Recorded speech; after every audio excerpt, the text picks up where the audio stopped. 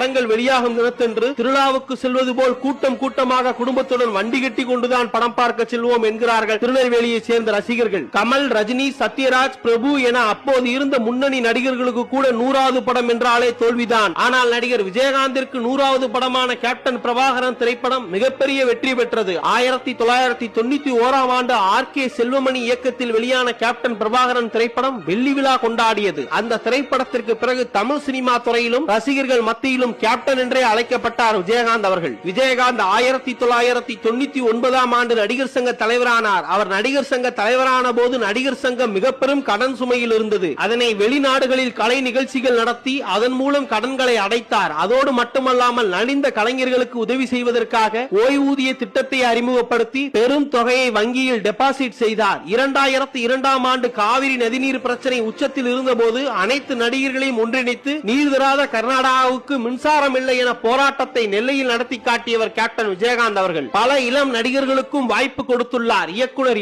S.A. Chandrasekhar இயக்கத்தில் நடிகர் விஜய் நடிப்பில் 1993இல் வெளியான திரைப்படம் செந்தூர பாண்டி. இந்த படத்தில் விஜய்க்கு அண்ணனாக கௌரவ வேடத்தில் தோன்றியிருப்பார் நடிகர் விஜயகாந்த். இதே போல 1999இல் பெரியண்ணா என்ற திரைப்படம் அப்போது வளர்ந்து வரும் நடிகராக இருந்த சூர்யா நடித்த திரைப்படம். அதிலும் ஒரு கௌரவ வேடத்தில் தோன்றியிருப்பார் நடிகர் விஜயகாந்த். விஜயகாந்த் கட்சி ஆரம்பித்த போது நான் இணைந்து கொள்ள விருப்பப்பட்டேன் என நடிகர் ரமேஷ் கண்ணா ஒரு பேட்டியில் கூறியிருந்தார். அதற்கு விஜயகாந்த் அவரை அழைத்து, உன்னை என் கட்சியில் சேர்ப்பது எனக்கு ஒன்றும் பெரிய விஷயம் அல்ல, ஆனால் நீ என்னுடன் இணைந்து கொண்டால் உன்னை யாரும் நடிக்க கூப்பிட மாட்டார்கள், எனவே நீ தனியாக நடித்துக்கொள், கட்சி எல்லாம் உனக்கு வேண்டாம், வேறு ஏதாவது உதவிகள் என்றால் என்னிடம் கேள் என்றிருக்கிறார் விஜயகாந்த் அவர்கள். ரமேஷ் கண்ணா ஒரு நிமிடம் நெகிழ்ந்து போனாராம், இந்த தலைமுறையில் இப்படி ஒரு தலைவனா என்று. அப்போதைய காலகட்டங்களில் பெரும்பாலான உதவி இயக்குநர்களுக்கு ஒழுங்கான சாப்பாடு இருக்காது, வறுமைதான். அப்பொழுதெல்லாம் கண்ணை மூடிக்கொண்டு நாங்கள் நடிகர் விஜயகாந்த் வீட்டிற்குத்தான் செல்வோம். அதே போல அவர் என்ன உணவு உண்பாரோ அதே உணவைத்தான் அனைவருக்கும் வழங்க செய்வார். இதேதான் படப்பிடிப்பு தளத்திலும் யூனிட் இருக்கும் அனைவருக்கும் ஒரே சாப்பாடு தான் வழங்க சொல்லுவார் என யாரிடமும் பாகுபாடு காட்டாமல் அவர்களுடன் தரையில் அமர்ந்து சாப்பிட்ட ஒரே நடிகர் என்றால் அது கேப்டன் விஜயகாந்த் அவர்களாக மட்டுமே இருக்க முடியும். சினிமாவில் பல உச்சங்களை தொட்ட விஜயகாந்த் 2005ஆம் ஆண்டு செப்டம்பர் 14ஆம் தேதி மதுரையிலிருந்து மாபெரும் மாநாட்டை நடத்தி அதில் தேசிய முற்போக்கு திராவிட கழகம் என்ற தனது கட்சியின் பெயரையும் அறிவித்தார். அதனைத் தொடர்ந்து விஜயகாந்த் சினிமாவுக்கு முழுக்கு போட்டுவிட்டு முழுநேர அரசியலில் இறங்கினார். விஜயகாந்த் 2006இல் கட்சி தொடங்கிய பிறகு